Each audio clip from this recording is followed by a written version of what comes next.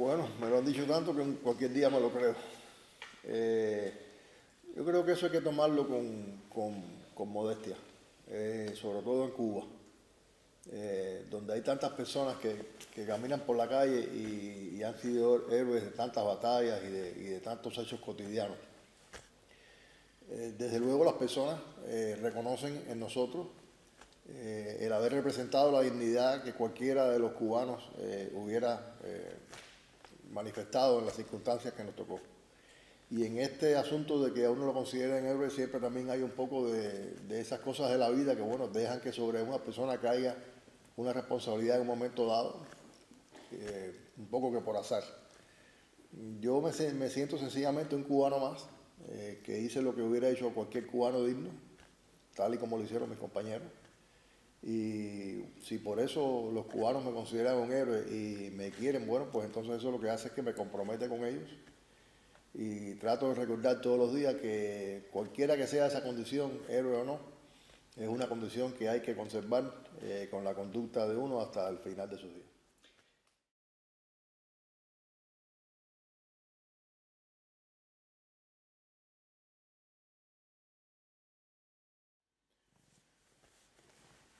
Yo creo que eso va más allá del cargo como tal. Tú sabes lo que estabas haciendo, yo estaba protegiendo la vida humana. Obviamente la vida de los cubanos para el sistema de justicia norteamericano no es un bien jurídico, como lo es la vida de un norteamericano. Y obviamente ellos consideran que la vida de nosotros no es digna de ser defendida. Pero tú sabes lo que estás haciendo desde el principio. Y yo creo que lo que uno hace es que toma esto como otra trinchera, una manera distinta de seguir haciendo lo mismo. Ellos descargaron sobre nosotros con mucha rapidez su odio y eso un poco que también te da la certeza de que tienes que seguir luchando, de que no puedes quebrarte. Y así lo asumimos. Así asumimos todo como un proceso en el que sabíamos que estábamos defendiendo a Cuba, que iba más allá de nosotros. Porque al final de lo que se trató el juicio de nosotros fue de agredir a Cuba a través de 5 de sus hijos que la representan. Y yo diría que un poco también de tomar una venganza sobre el país por tantos años de resistencia, de deseos que no hemos permitido que ellos puedan cumplir en relación con Cuba, de designios frustrados. Y bueno, ellos tomaron esa venganza en nosotros 5 y nosotros 5 respondimos en consecuencia, representando al país que estábamos defendiendo, lo que sencillamente en otra trinchera.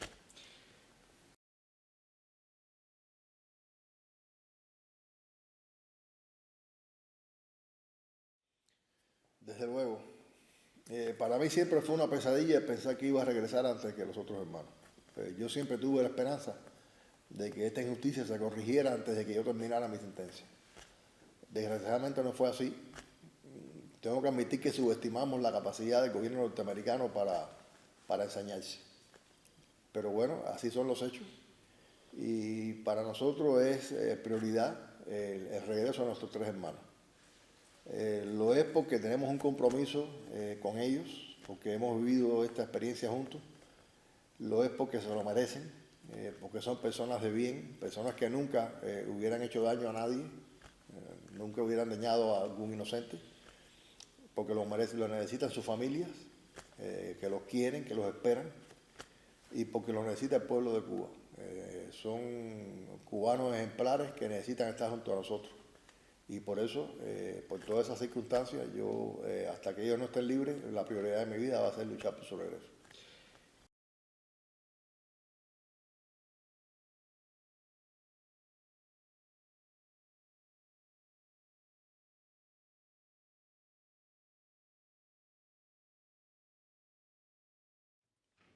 Bueno, hay que decir que el mensaje se ha ido abriendo paso desde antes de que nosotros saliéramos de la cárcel.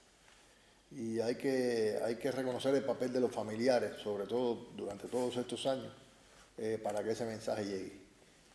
Ellos siempre han encontrado una recepción, yo diría, positiva en las instituciones europeas, tanto en la sociedad civil como personalidades de la política de Europa.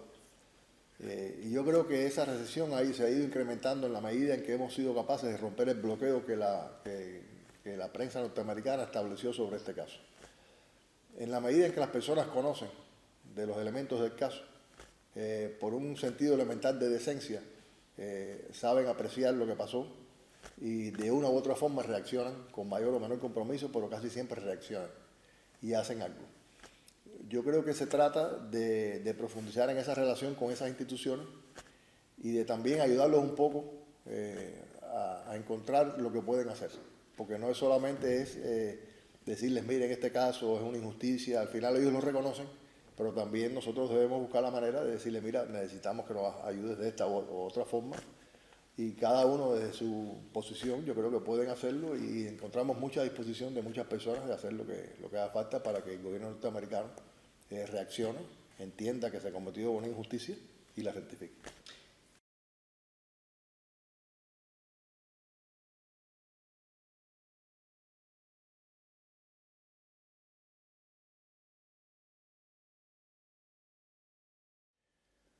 Bueno, yo creo que es una combinación de circunstancias y de explicaciones, no hay una sola explicación. En algunos casos hay una relación muy estrecha que crea prejuicios con el gobierno norteamericano. No es fácil ir contra estereotipos que se han ido creando por muchos años en relación con el sistema de justicia norteamericano inclusive. Por otra parte, el silencio de la prensa norteamericana fue abrumador. Fue una decisión de la prensa no acercarse a un caso que por todas sus características tenía que haber sido primera plana desde el primer día hasta el último. Un caso donde se dirimió una acusación de espionaje, otra de asesinato, que envolvía relaciones internacionales, en fin, donde participaron como testigos personajes importantes del gobierno norteamericano. Yo creo que eso influye mucho y ha sido un proceso arduo tratar de que las personas se vayan acercando a los hechos del caso. Pero hay que decir que aún en los lugares en que el Ejecutivo en un momento u otro puede plegarse a los deseos del gobierno norteamericano, la sociedad nos ha dado la mano. Personas de las asambleas nacionales, parlamentarios nos han dado la mano.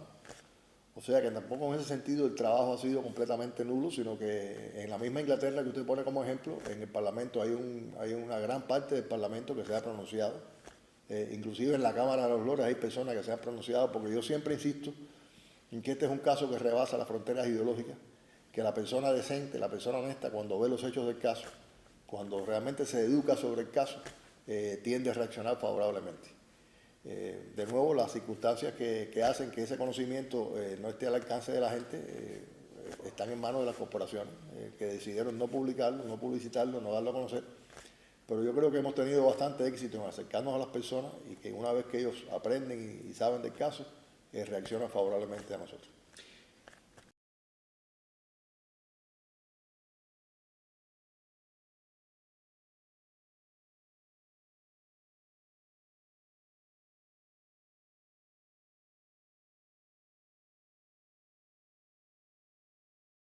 Sí, realmente se siente. Yo creo que también aquí hay un elemento de solidaridad con Cuba. O sea, hay muchas personas que miran a Cuba con respeto, inclusive hasta en un sector del espectro político, pues no necesariamente tiene que ser afín a nosotros, respetan a Cuba, respetan su lucha por la soberanía. Yo diría que respetan también, responden al respeto que Cuba tiene en su política exterior, a la solidaridad que Cuba ha dado a muchos países. Y todo eso confluye para que las personas se interesen en Cuba. Probablemente nos ha habido un poco también la propaganda negativa sobre Cuba. Muchas veces cuando se habla muy mal de un lugar, pues la gente tiende a tratar de saber qué es lo que está pasando y se acercan y tratan de saber sobre Cuba. Pero al final, por esa combinación de circunstancias, cualquiera que sea, muchas personas de la sociedad civil terminan, yo diría que por lo menos siendo curiosos en relación con el caso una vez que se les explica. Y una vez que esa curiosidad abre paso al interés por saber, bueno, pues las personas, como decía, responden favorablemente. Y ha sido así con personas de todo el espectro político, que sencillamente han mirado los hechos del caso, han estudiado los reportes de Amnistía Internacional, de la Comisión de Derechos Humanos, del Comité de Detenciones Arbitrarias, que son reportes muy profundos, muy claros, enjundiosos, y se han dado cuenta de que este es un caso que es una barbaridad, que en los anales de la arbitrariedad del sistema judicial norteamericano va a ocupar probablemente el primer puesto. Y por eso es que tantas organizaciones internacionales de abogados, premios Nobel, personalidades se han unido a nosotros. No, el mensaje tiene peso por sí mismo. Yo creo que en la propia Inglaterra, el hecho de que Amnistía de Inglaterra se haya acercado al caso, ayudó a difundir ese mensaje dentro de esa sociedad. En los sindicatos ingleses tenemos mucho apoyo, en las organizaciones sociales de solidaridad con Cuba tenemos mucho apoyo. En el Parlamento, como decíamos, probablemente fue uno de los primeros parlamentos que reaccionó al caso y hubo una moción firmada por no menos de 110 parlamentarios que le pidieron al presidente norteamericano en aquella época, George Bush, que mirara el caso. O sea, por eso yo digo que no se puede hablar en términos absolutos en relación con ninguna sociedad. Hay sectores de la sociedad que siempre han estado con nosotros. Las decisiones de un ejecutivo aquí o un ejecutivo allá, bueno, son decisiones temporales que no necesariamente demuestran el estado de ánimo de la sociedad a la que representan. Son decisiones a veces puntuales tomadas por una circunstancia X y no le damos demasiada importancia. Lo importante es que el mensaje está llegando, me den a mí o no la visa, y lo importante es que el mensaje tiene peso por sí mismo, porque no se trata de mí, sino que se trata del mensaje. Se trata de la injusticia que se está cometiendo cada día, que esos 3 hombres que no cometieron los crímenes de los que se les acusa amanecen en la cárcel.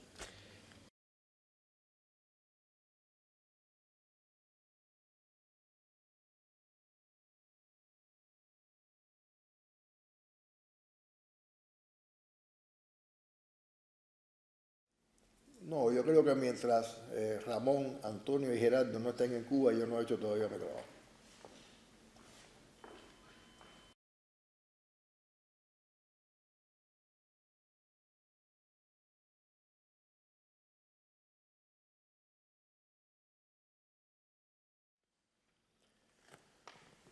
No me gustaría hablar en términos de convencer a nadie más que no sea el pueblo de Cuba.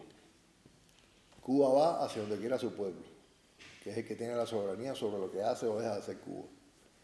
Y espero que los demás nos comprendan a nosotros en la medida en que hacemos lo que tenemos que hacer para bien de Cuba. Obviamente yo no creo que a nadie le interese lo que pensaba Aznar o no. Aznar no representa no sé a cuántas personas en el planeta. Yo creo que Cuba sencillamente reconoció la necesidad de hacer cambios.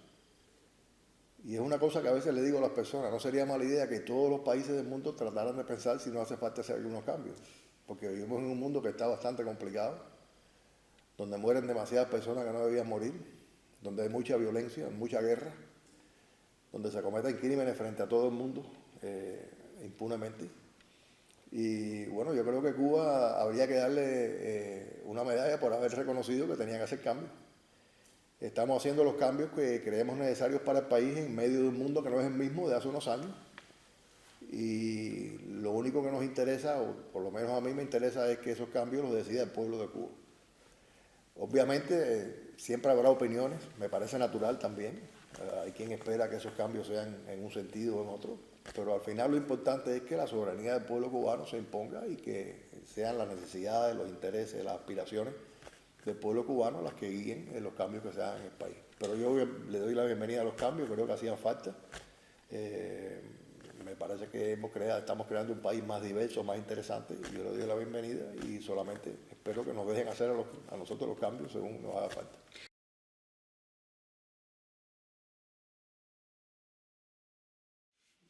Bueno, yo creo que el ALBA no se puede dejar de hablar de ese volcán que fue Hugo Chávez, que además enterró al Alca y se echó ese peso encima y se consumió haciéndolo y después construyendo el ALBA. Pero yo creo que el ALBA en su propio nombre implica la consecución de un destino de América Latina por el que hemos luchado por muchos años, que ha sido un destino que se nos ha negado a golpe de sangre y de crímenes, porque sobre América Latina se virtió todo el odio, la codicia de muchos intereses que provocaron ríos de sangre en el continente para que nosotros no consiguiéramos el destino histórico que Bolívar quiso para el continente. Yo creo que el ALBA es eso.